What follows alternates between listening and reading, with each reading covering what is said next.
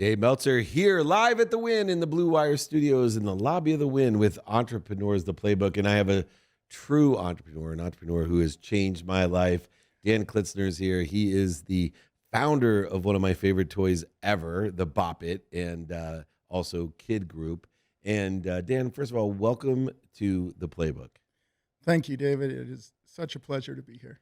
You know, I get accused of having the best job in the world, maybe one of the most entertaining, fun jobs, as I've evolved from a sports agent, one of the most notable sports agencies, to sports marketing, going to all these great sporting events. But I just have to tell you, one of my friends invented Pictionary, and I'm like, man, if I could just have invented a cool toy or a cool game. But Pictionary is great, but the Bop It, how did that idea evolve? Because it's really hard to take an idea and make it as big as the Bop It. Well, it was like many stories of inventions, and many of the things I've done. I've had many successes. I've had lots more failures, and most of the successors came from failures, and Bop It is one of those. It came from an idea that was originally a new type of TV remote called the channel bopper. I had this idea that kids should be more active when they're changing channels, so they would bop this thing on the counter to change channel up, turn it around, bop for channel down. Volume was twist, and pull was on off. It actually started as a TV remote. And I pitched it, failed, nobody wanted it, and eventually pivoted and turned it into a game. And if you think about it, it started as something for kids to control a TV, and it ended up as a game that controlled kids. It's amazing how the universe works. Now, a lot of people ask me, how do we pivot? How do you know when it's time to make that change? And, you can't solve a problem in the same consciousness it's created. When was the point where you said, wait a second, this is wrong, let me try to figure out a different way to use a great idea? Well, first, I think you have to have this feeling like this idea is worth holding on to, not to you need to disregard or discard a lot of ideas. But the point at this came from, the pivot point was really from something I call relentless listening. Everything someone says in a meeting means something, even if you don't think of it at the time. At the time, someone said, maybe it's not a remote in one of these pitch meetings, and I thought they were crazy. Of course it's a remote. That's the whole idea.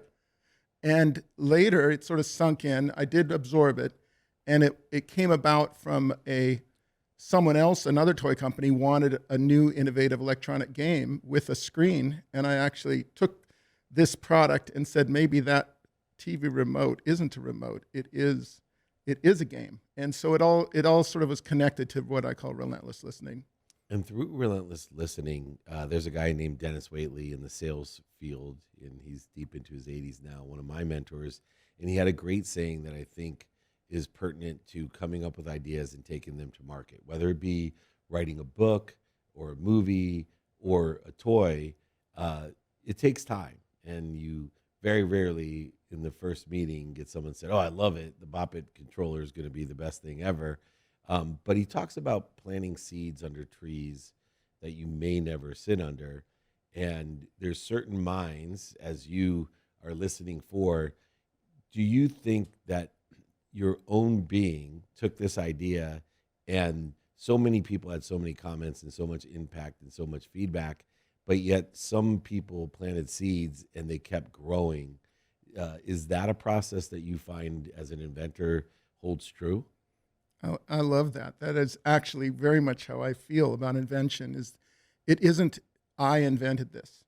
It's more that I noticed it, I curated it, I edited it, I listened, I kept iterating, and you're your own editor. You're going to get a lot of advice if you pitch ideas, and it's up to you to say, that's a good one, I'm keeping that, I'm throwing that one out.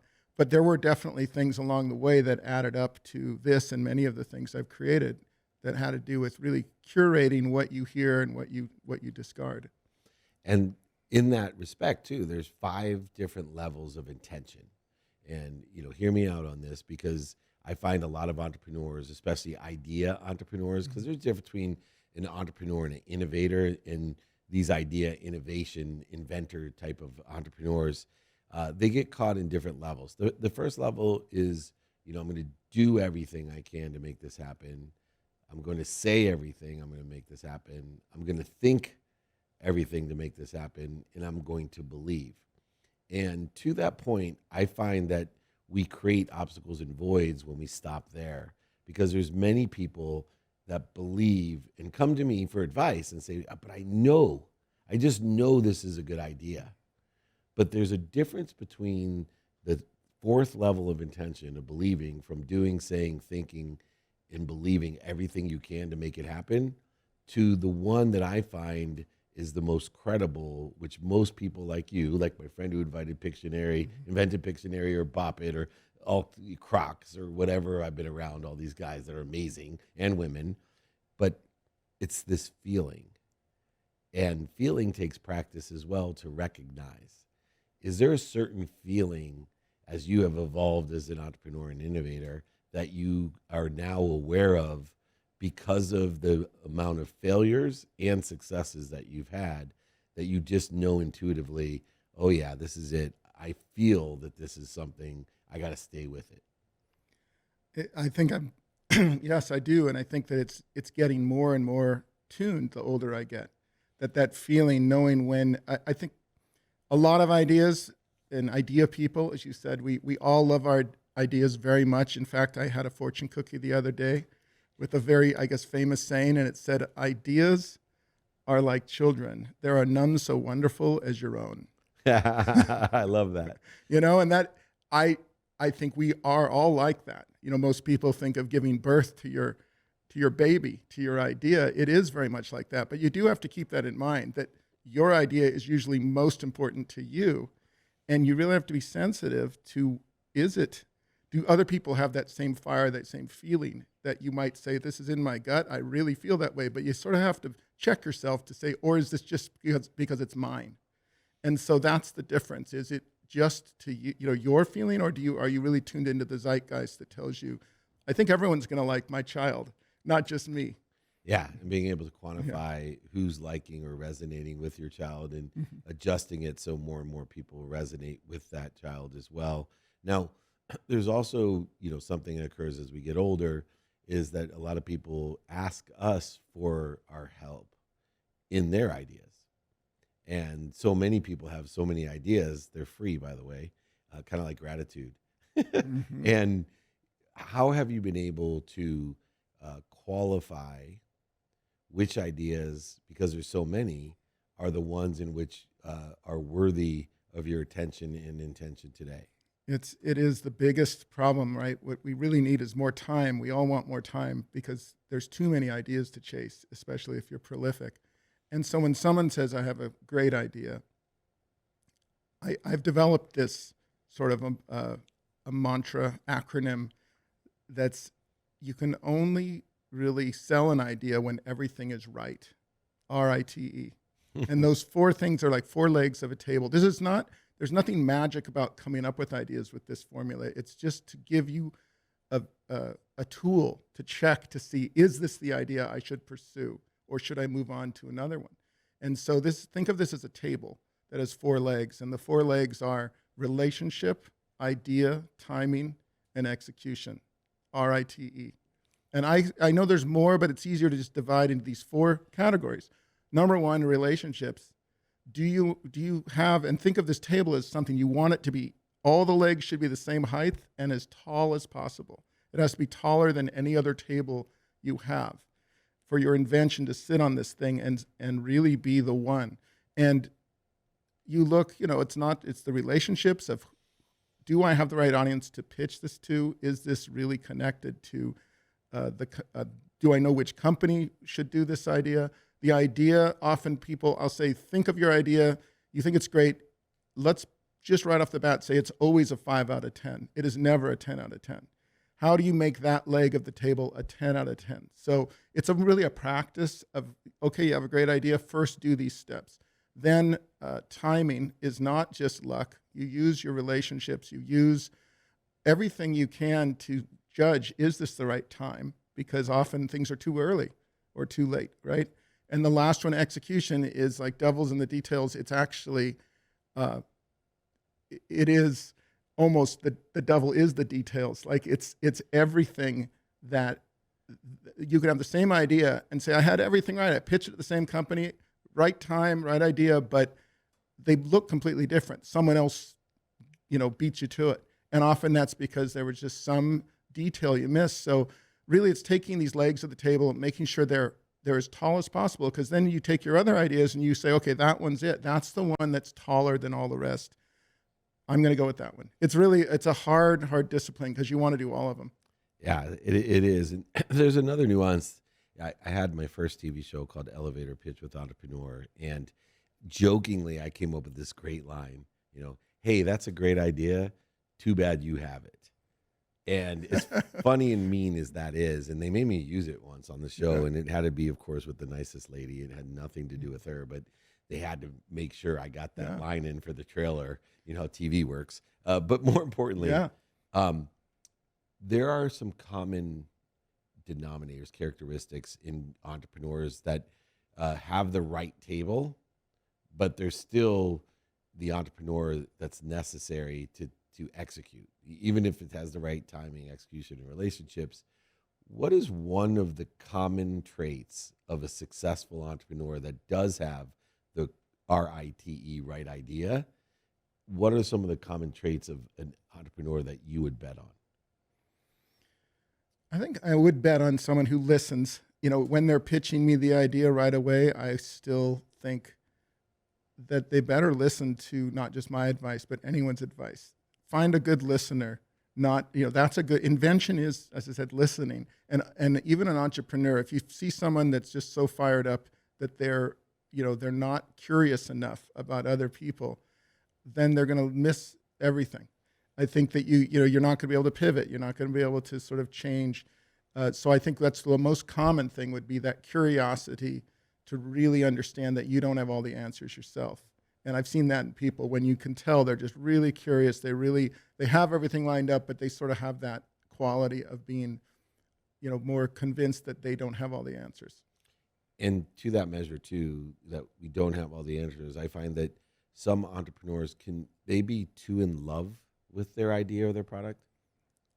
We all are. It's their baby. I'm saying it is a wonderful thing. I don't think you can be. Yes, you can't be a good entrepreneur, a good inventor without that passion. And maybe it's, I think of it sometimes as don't be afraid to delude yourself. Go ahead and be deluded about your idea. You need that. You need to be fueled by that passion and then make sure that you check it, be deluded, but don't deceive yourself. Balance those two things. And in that balance, all successful innovators, entrepreneurs, inventors have an interesting relationship to no. What's your relationship to the word no? No is wonderful because statistically, I don't think I've ever sold an idea. I've sold hundreds of ideas to toy companies and had many successful things that I don't think one of them was ever a yes the first time. So probably the average is around 12, 13, 14 no's. So when you've had your 10th no, you're thinking, oh, wow, I'm so excited. I'm getting close, right? Yeah. That it's true. Because it's not just the law of averages. You're learning as you're pitching. And so the no, but then you're asking questions. You're reading the room. You're understanding. And I mean, don't you think sometimes in mid pitch, how many people, I wonder, come up with the little key right in the middle? Something happens, someone says something, they read someone's body language, and that moment comes where you just cut something else that you use in the next presentation. And it's by learning what doesn't work. I think. Do you play Wordle? Yeah. And I was going to say you're a much faster learner than I am because I created a 25 no rule, and you're like, oh, it's 10 or 13 for me. I'm like, oh shit, he's a lot more smart than I am, Dan. On average, but there's probably 25 is very common. That's awesome. But I was saying Wordle reminds me of how do you play it? Yeah. So what do you learn when you get all 5 wrong on the first word? Is that useless? No, it's extremely helpful. Right. that's what Good point. a lot of inventing is. It's like Wordle. You might get lucky, but really you're going to learn from what doesn't work more than what does. And when you are successful, and you've been successful in many things, you start to build a community. And I think your biggest community was created by Bop It. How many millions of people have played Bop It? It's hard to say. We think between 100 to 200 million. It's been around 30, 40 million have sold, but there's for each one sold, many people have played it. And just as I've seen the rise of Bop It memes and spoofs and songs and movies, and it's getting more and more. It's growing. It's not getting less, and it's not just from the games that are being played. It's the community, and the I call it.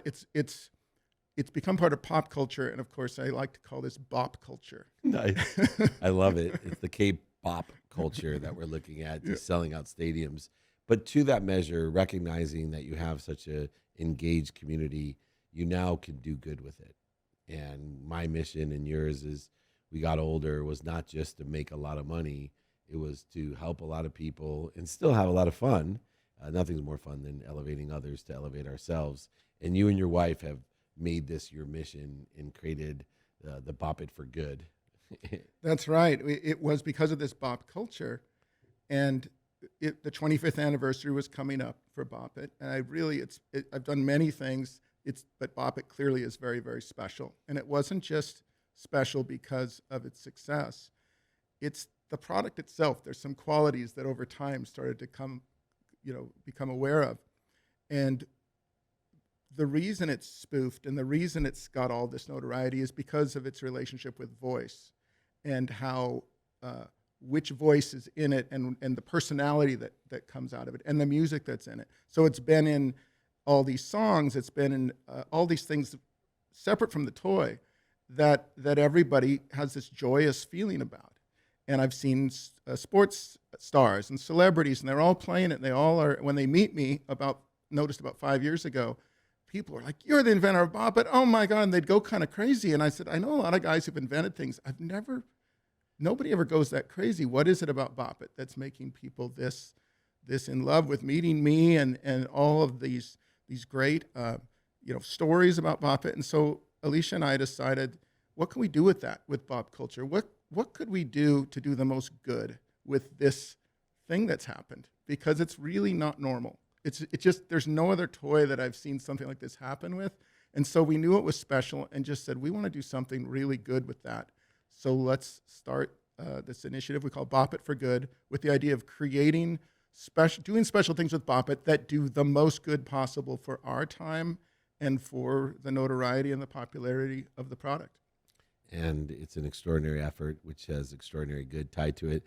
Last question. There's like this vanilla ice type of thing that comes over people that have great successes. And you have that big win. And, you worried you're a one-hit wonder.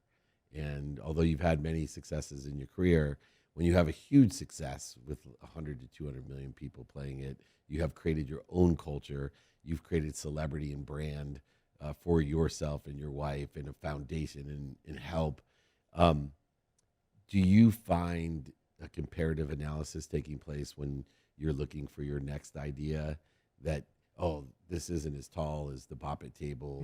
And does that create resistance for you, or have you overcome that and just learned to figure out what your next big idea is going to be?